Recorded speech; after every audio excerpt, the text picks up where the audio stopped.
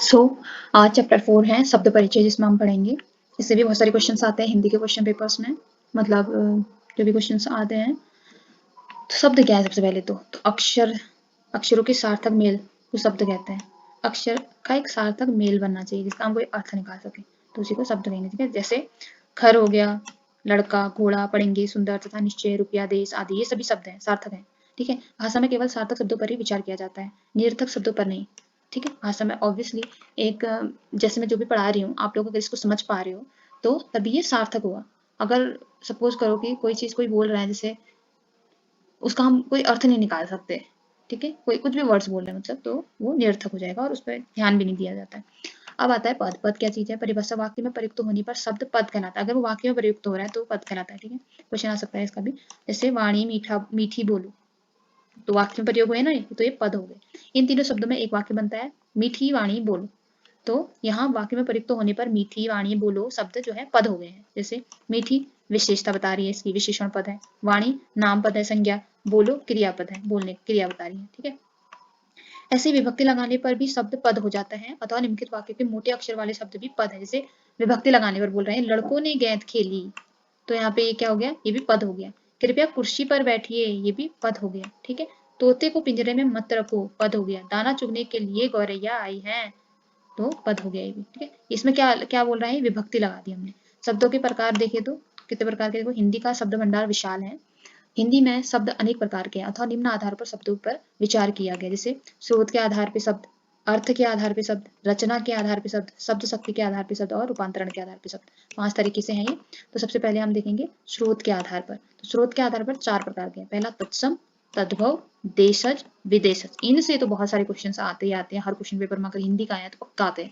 तो तत्सम देखो, तत्सम में हिंदी में चलित संस्कृत शब्दों को तत्सम कहते हैं। जैसे अग्नि, आम्र, कर्म, चंचु, वार्ता आदि। ठीक है, तत्सम। ऐसे तद्भव क्या है? संस्कृत शब्द के विकृत रूप को तद्भव कहते हैं। जैसे आग, आम, काम, चोंच, बात आदि, इसको तद्भव कहते हैं। देख लो आप, जो थोड़े संस्कृत टाइप के लगेंगे ना, तो वो बेसिकली वो क्या है? हमारे तत्सम है। और जिनका थोड़ा मॉडर्न रूप लगेगा, जैसे अग्नि बोलते थे, अग्नि हमारी संस्कृत में होगी।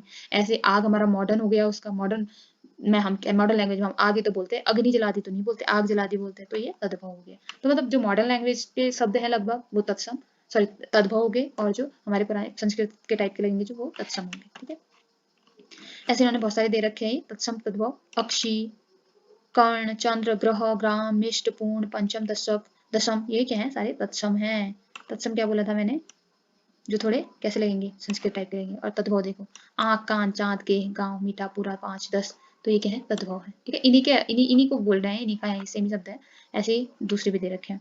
अब देखो देशज क्या होते हैं? हिंदी में चलित देसी बोलियों के शब्द को देशज कहते हैं। हिंदी में चलित देसी बोलियों के शब्द को देशज, जो देसी हमारे शब्द होंगे, जैसे पानी, पेट, पेड़, टांग, लेटा, छाती, बाप, बेटा, गाज, पिल्ला, कटरा, खिचड़ी, घरौंदा, झोपड़ी, कटोरा, पगड़ी, फुनगी, तेंदुआ, हौसला, पैर, ये सारे हमारे देशज शब्द हैं। ठीक है, ऐसे विदेशज हिंदी में चलित, हिंदी भाषा में चलित हैं, लेकिन भाषाओं के शब्दों को विदेशी भाषा के जो शब्द होंगे, अरबी से, इससे तो बहुत सारे क्वेश्चन आते हैं भाई। इससे मैंने बहुत सारे क्वेश्चन देखे, जैसे ये कौन सा शब्द है, फिर उसमें आपको दे देंगे देशज हैं, विदेशज हैं, या फिर विदेशज में ही आपको दे देंगे अरबी है, फारसी है, अग्रे अग्रे अंग्रेजी है, पुर्तगाली है, या फिर तुर्की है, इस तरीके से दे देंगे। तो देख लो, ये बहुत ही इंपॉर्टेंट पोर्शन है, इसको तो बहुत ज्यादा याद करने की जरूरत है, इससे क्वेश्चन आते आते हैं।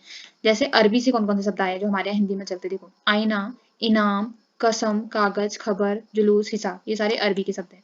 जो फारसी से आदमी, कमर, गुब्बारा, जमीन, जादू, परी, याद, सरकारी, सब फारसी है। और अंग्रेजी से inch, engine, copy, car, train, photo, bag, milk, book, ये सब क्या है? अंग्रेजी। पुर्तगाली से देखो क्या क्या है? आलपीन, इसे बहुत बार मैंने क्वेश्चन देखा है। इस्त्री, गमला, चाबी, तौलिया, संतरा, साबुन, ये पुर्तगाली। तुर्की से देखो कुर्ता, कैंची, चाकू, तोप, बंदूक, बारूद, बेगम, सौगात, ये सारे किससे आए हैं? तुर्की से आए। तो ये वाला पोर्शन बहुत इंपॉर्टेंट है, इसको तो आप रिपीट कर करके देख लेना, याद कर लेना।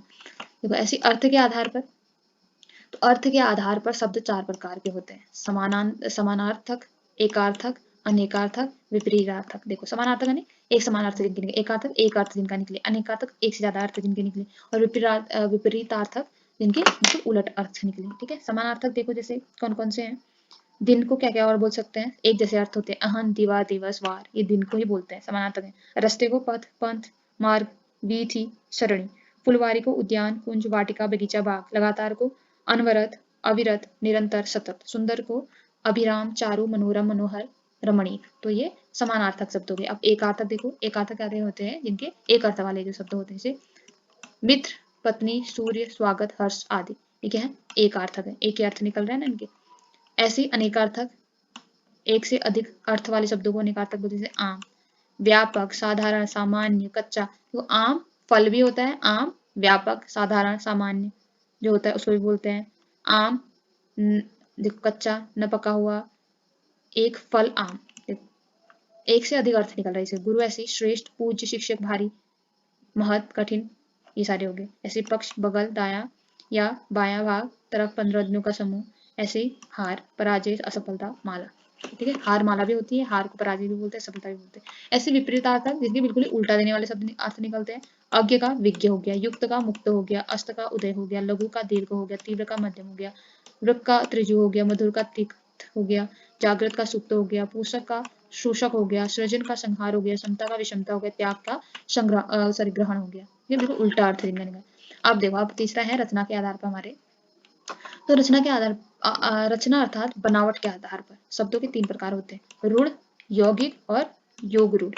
रूढ़ कौन से हैं? देखो, रूढ़ जिन शब्दों के खंड निरर्थक होते हैं रूढ़ कहते हैं, जैसे ख, खरो, पैर, पैरो, रात, रातो, हाथ, हाथो आदि।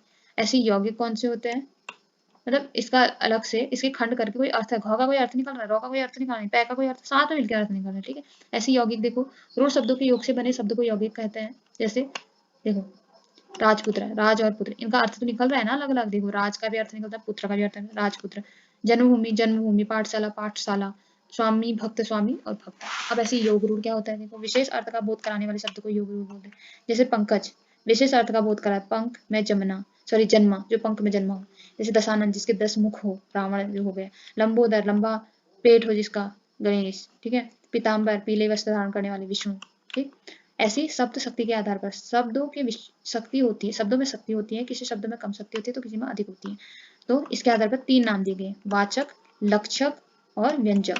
ठीक है, वाचक शब्द क्या हुआ? मुख्य अर्थ बताने वाले शब्द को वाचक कहते हैं। वाचक शब्द की शक्ति का नाम अभिगिधा है। ठीक है, शब्द में अभिधा शक्ति केवल एक अर्थ का बोध कराती है। जैसे गाय शब्द का एक ही अर्थ बोधता है, पशु विशेष है। ठीक है, ऐसे सूरज का भी एक ही अर्थ होता है, आकाश में चमकने वाला सूरज। ठीक है, बड़ा तारा जो होता है। ऐसे लक्षक शब्द का क्या मतलब होता है? अपने अर्थ के समान गुण का बोध कराने वाले जो शब्द होते हैं। ठीक है, इसको लक्षक कहते हैं। जैसे देखो, रामू उल्लू है, तो इसका मतलब क्या बताना चाह रहा है? वो लक्षण बता रहा है ना उसका। मूर का मतलब वो पंजाब लड़ाका है, पंजाब लड़ाका है यानी कि वो बहुत वीर है। हिमालय मुकुट है, सबसे ऊंचा है, यानी उनका दिल दरिया है, यानी बहुत उदार है वो। और तुम्हारा हाथ लोहा है, यानी बहुत ही कड़ा है। ठीक है, ऐसे व्यंजक शब्द क्या होते हैं? संकेत से अर्थ बताने वाले शब्द को व्यंजक कहते हैं। जैसे देखो, पढ़ने बैठ जाइए, संध्या हो गई है इसीलिए बोल रहे हैं पढ़ने बैठ जाइए, संकेत दे रहे ना। खेल, संध्या हो गई है इसलिए खेलना बंद कर दीजिए, संध्या हो गई दिया बत्ती जला लो, संध्या हो गई अब काम करना छोड़ दो। ठीक है, ऐसे 5वां देखो, रूपांतर के आधार पर। रूपांतर के आधार पर शब्दों के 2 भेद होते हैं, विकारी और अविकारी। इससे भी क्वेश्चन आती है भैया। तो विकारी जिन शब्दों में लिंग, वचन, कारक, काल आदि के कारण विकार है, उन्हें विकारी शब्द कहते हैं। विकार से शब्दों के रूप में अंतर आता है। हिंदी 4 विकारी शब्द है, हिंदी में 4 विकारी, जैसे संज्ञा, सर्वनाम, विशेषण और क्रिया। ठीक, तो नीचे इन विकारी शब्दों के नीचे इन विकारी शब्दों में विकार दिखाया गया है। देखो, संज्ञा में घोड़ा, घोड़ी, घोड़े, घोड़ियां, घोड़ो, घोड़ियों। ऐसे सर्वनाम मैं, मुझ, मुझे, मुझी, मेरा, मेरी, मेरे, हम, हमें, हमी, हमारा, हमारी, हमारे, वह, उसने, उसे, उसी, उन, वे, उन्हें, उन्हें। तो इनमें संज्ञा और सर्वनाम का हमें बताया गया था। विशेषण देखो, अब इनमें विशेषता बताएगा, अच्छा, अच्छी या फिर अच्छे हैं, नया है, नहीं है या फिर नहीं है, पहला है, पहली है या फिर पहले है।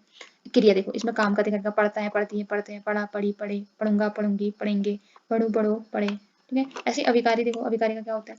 जिन शब्द में कोई विकार नहीं आता है उसे अविकारी बोलते हैं। जिसमें विकार आ रहा है वो विकारी होगी, जिसमें विकार नहीं आ रहा है वो अविकारी होगी। ये देखो, ये 4 प्रकार के हैं। अविकारी को अव्ययी भी बोलता है। ठीक है, तो कौन कौन से 4? क्रिया विशेषण, संबंध बोधक, समुच्चय बोधक और विस्मयादि बोधक। क्रिया विशेषण जहाँ पे क्या हो रहा होगा? देखो, अब, कब हो रहा है, अब, जब, यहाँ, वहां, भीतर, बाहर, नीचे, क्यों। तो ये क्रिया विशेषण बता रहा है। संबंध बोधक है, के भीतर, के बाहर, के नीचे, के सामने, की ओर, के की आ रहा है ना। समुच्चय बोधक और यथा, किंतु, परंतु, अथवा इसलिए आएगा, वहां पे समुच्चय बोधक होगा। विस्मयादि बोधक या, अरे, आहा, ओहो, हा, हाय, रे, अरे, ये विस्मयादि बोधक, इसमें हमको विस्मयादि का बोध हो रहा हो। इसी प्रकार विकारी और अविकारी मिलाकर शब्द 8 प्रकार के होते हैं, जैसे संज्ञा, सर्वनाम, विशेषण, क्रिया, क्रिया विशेषण, संबोधक, समुच्चय बोधक और विस्मयादिबोधक। ठीक है, तो ये चैप्टर हमारा चैप्टर वो यहाँ पे कंप्लीट होता है। Thank you for watching.